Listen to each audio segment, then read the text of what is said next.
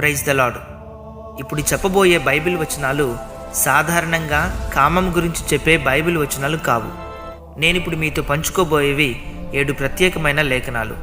ఇవి లెక్కలేనంత మంది విశ్వాసులకు లైంగిక శోధన యొక్క బంధకాల నుండి విముక్తి పొందేందుకు సహాయపడ్డాయి. తాత్కాలికంగా కాదు, శాశ్వతంగా. ఈ వచనాలు కేవలం కామపు ఆలోచనలు తప్పు అని మాత్రమే చెప్పవు. వీటి యొక్క లక్ష్యం కామానికి ఉన్న మూల కారణాలను గుర్తించి శోధన కలిగినప్పుడు విజయవంతంగా జయించే విధానాన్ని ఆత్మీయంగా తిరిగి నిర్మించడం.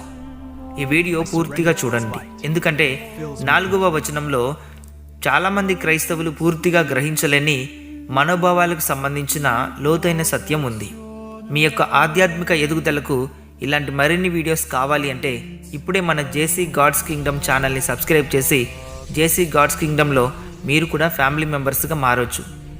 మీరు చేసే ఒక చిన్న లైక్ ద్వారా ఈ వీడియో 10 మందికి చేరడానికి సహాయపడుతుంది.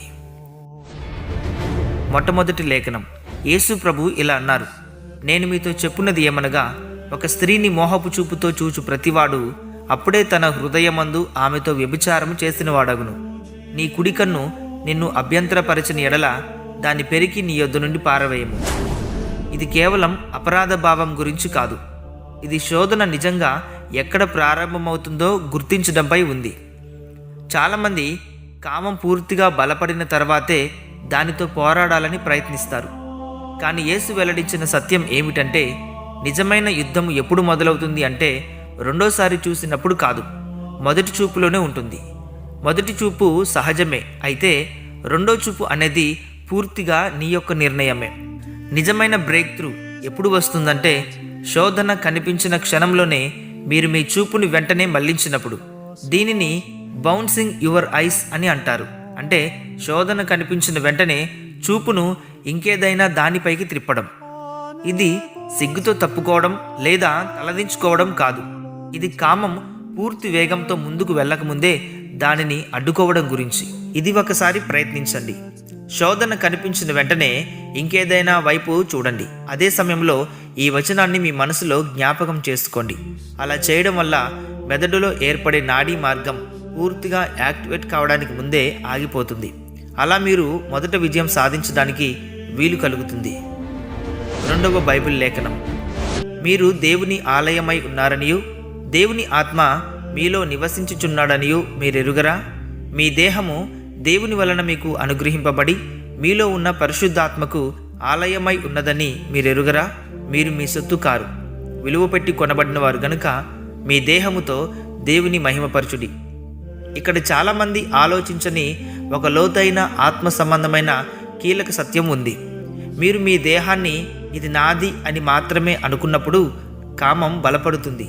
కానీ ఈ వచనం మీ సొంత అవగాహనను పూర్తిగా మార్చేస్తుంది. మీరు శోధనతో ఒంటరిగా పోరాడడం లేదు. మీ దేహంలో దేవుని ఆత్మ నివాసముంటూ ఉన్నారు. ఈ విషయం మిమ్మల్ని చాలా ప్రోత్సహించాలి. ఇది ఒక సాధనగా ప్రయత్నించండి. శోధన వచ్చినప్పుడు మీ హృదయంపై చేయి పెట్టి నెమ్మదిగా ఇలా చెప్పండి, ఇది దేవుని మందిరం, నా శరీరం దేవుని ఆలయం.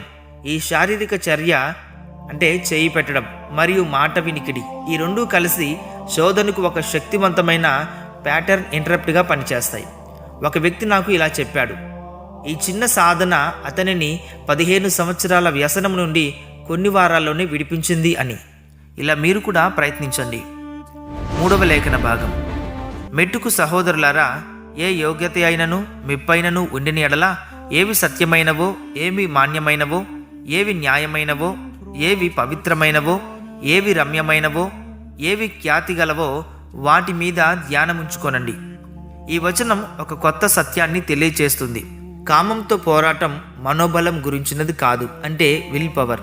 ఇది స్థానభ్రంశం గురించినది, డిస్ప్లేస్మెంట్. మీ మనసు ఒక పాత్ర లాంటిది. దానిని ఖాళీ చేయలేరు, కానీ దానిని మరొక దానితో నింపవచ్చు. ఈ వచనాన్ని ఆచరణలోనికి తీసుకురావడానికి ఇలా చేద్దాం. ఫిలిప్పీలకు రాసిన పత్రిక 4వ అధ్యాయం 8వ వచనం ప్రకారం మీ మనస్సులో ఒక ప్లేలిస్ట్ తయారు చేయండి. అందులో ముందుగానే సిద్ధం చేసుకున్న జ్ఞాపకాలు, లక్ష్యాలు, ఆత్మీయ సత్యాలు ఉండాలి. కామము మొదలైన వెంటనే ఆ మానసిక ప్లేలిస్టుని ప్లే చేయండి. కొన్ని అధ్యయనాల ప్రకారం సుమారు 90 సెకండ్ల పాటు దృష్టిని మరో దిశగా కేంద్రీకరిస్తే శోధన యొక్క ఉధృతి తగ్గిపోతుంది. సింపుల్గా చెప్పాలంటే ఆ కోరిక ఒక అలలా వస్తుంది. దాన్ని వెంటనే తీర్చకపోతే 1-2 నిమిషాల్లో అది సహజంగానే తగ్గిపోతుంది. కలిగే ఆలోచన పాపం కాదు, దానికి లోబడటమే పాపం. దాని మీద విజయం సాధ్యమే ప్రతిసారి కూడా. 4వ లేఖన భాగం, కీర్తనలు 119:9. యవనస్తులు దేని చేత తమ నడత శుద్ధిపరచుకుందురు? నీ వాక్యమును బట్టి దానిని జాగ్రత్తగా చూచుకున్నట చేతనే గదా.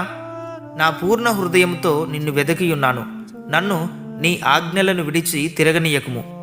నీ ఎదుట నేను పాపము చేయకుండునట్లు నా హృదయంలో నీ వాక్యము ఉంచుకొని ఉన్నాను. చాలాసార్లు ఎక్కువ మంది యవనస్తులు మిస్ చేస్తున్న విషయం ఏమిటంటే, ఇక్కడ నీ వాక్యమును దాచుకుంటుని అని వ్రాయబడి ఉంది, చదివాను అని కాదు. హెబ్రీ భాషలో వాడిన పదం స్టాఫాన్, దాచిపెట్టడం, విలువైనదిగా భద్రపరచడం, లోపల లోతుగా నిల్వ చేసుకోవడం, రక్షణగా దాచుకోవడం. చూసారా అర్థం ఎంత లోతైనదో? అంటే సింపుల్గా చెప్పాలి అంటే ఉంచుకోవడం అని కాదు, విలువైన నిధిలా హృదయంలో దాచుకోవడం, బయట పరిస్థితులు మారినా లోపల వాక్యం ఉండేలా నిల్వ చేసుకోవడం, పాపం నుంచి కాపాడే ఆయుధంలా భద్రపరుచుకోవడం. వాక్యం హృదయంలో ఉంటే పాపం బయటే ఉంటుంది. దీనిని ఆచరణలో పెట్టే విధానం. ఈ 7 బైబిల్ వచనాలను నెమ్మదిగా స్పష్టంగా చదువుతూ మీ స్వరంలోనే ఫోన్లో రికార్డ్ చేసుకోండి. ఆ రికార్డింగ్ను 21 రోజుల పాటు ప్రతిరోజు ఉదయం లేదా రాత్రి వినండి. వినేటప్పుడు ఇలా చేయండి: మనసుతో కలిసి పలకండి, ప్రార్థన పూర్వకంగా వినండి, హృదయంలోనికి తీసుకోండి. న్యూరోసైన్స్ ఏమంటుందో తెలుసా? ఇలా ఒకే మాటలను, ఒకే ఆలోచనలను పదే పదే వినడం వల్ల మెదడులో కొత్త నాడీ మార్గాలు ఏర్పడతాయి, అంటే న్యూరల్ పాత్వేస్. శోధన వచ్చినప్పుడు, కామపూరితమైన ఆలోచన వచ్చినప్పుడు, బలహీనత వచ్చినప్పుడు మన ప్రయత్నం లేకుండానే, మన ప్రమేయం లేకుండానే ఆ వచనాలు ఆటోమేటిక్గా గుర్తుకు వస్తాయి. ఇదే రివరింగ్ ఆఫ్ ద బ్రెయిన్. బైబిల్ భాషలో చెప్పాలంటే మనస్సు మారి నూతన పరచబడుట. 1 కొరింథీయులకు రాసిన పత్రిక 10వ అధ్యాయం 13వ వచనం, సాధారణముగా మనుషులకు కలుగు శోధన తప్ప మరి ఏదియు మీకు సంభవింపలేదు. దేవుడు నమ్మదగినవాడు, మీరు సహింపగలిగిన దానికంటే ఎక్కువగా ఆయన మిమ్మల్ని శోధింపనీయడు. అంతేకాదు, సహింపగలుగుటకు ఆయన శోధనతో కూడా తప్పించుకుని మార్గమును మీకు కలుగచేయును. ఇక్కడ ఉన్న విప్లవాత్మక సత్యం ఏమిటంటే, ప్రతి శోధనలోనూ ఒక నిర్దిష్టమైన బయటపడగలిగే మార్గం ఉందనే వాగ్దానం. చాలామంది శోధన పూర్తిగా మాయమవ్వాలని ఎదురు చూస్తారు, కానీ దేవుడు ఇచ్చేది ఒక ద్వారం శోధన నుండి బయటపడడానికి. దీనిని ఆచరణలో పెడదాం. శోధన వచ్చినప్పుడు వెంటనే ఇలా చేయండి: దేవుడు వాగ్దానం చేసిన ఎగ్జిట్ ఎక్కడ ఉంది? తర్వాత నిజంగా చుట్టూ చూడండి, గది మార్చండి, బయటకు వెళ్ళండి, ఎవరికైనా కాల్ చేయండి. ఈ చర్యలు మీ ఆత్మీయ అవగాహనను యాక్టివేట్ చేసి శోధన చక్రాన్ని విరిచివేస్తాయి. యాకోబు రాసిన పత్రిక 4వ అధ్యాయం 7వ వచనం, కాబట్టి దేవునికి లోబడి ఉండుడి, అపవాదిని ఎదిరించుడి, అప్పుడు వాడు మీ యొద్ద నుండి పారిపోవును. దేవుని యొద్దకు రండి, అప్పుడు ఆయన మీ యొద్దకు వచ్చును. చాలామంది చేసే తప్పు ఇదే, దేవునికి లోబడకుండా నేరుగా శోధనతో యుద్ధం చేయడం. అప్పుడు అది కేవలం విల్ పవర్ బ్యాటిల్ మాత్రమే అవుతుంది.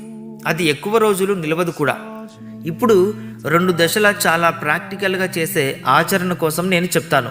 శోధన వచ్చిన వెంటనే ఇలా చేయండి. మొదటి దశ, లోబడుట.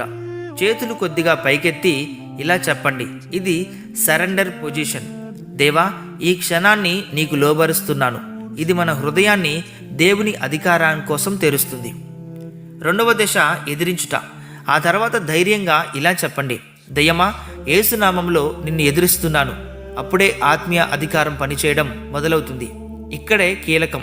ముందు లోబడితే దేవుని శక్తి మనలో ప్రవహిస్తుంది. ఆ తర్వాత ఎదిరిస్తే దయ్యానికి చోటు ఉండదు. కాబట్టి ఇది కేవలం మనోబలం కాదు, ఇది క్రీస్తు అధికారం.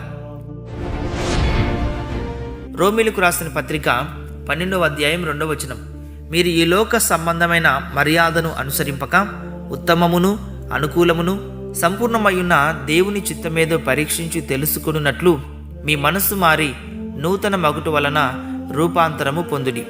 ఈ చివరి వచనం ఒక కీలక సత్యాన్ని వెల్లడి చేస్తుంది.